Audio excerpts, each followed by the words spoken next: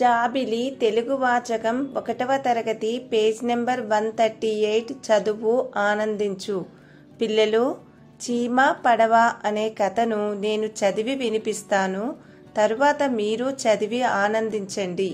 ఒకరోజు రవి బడికి పోతున్నాడు.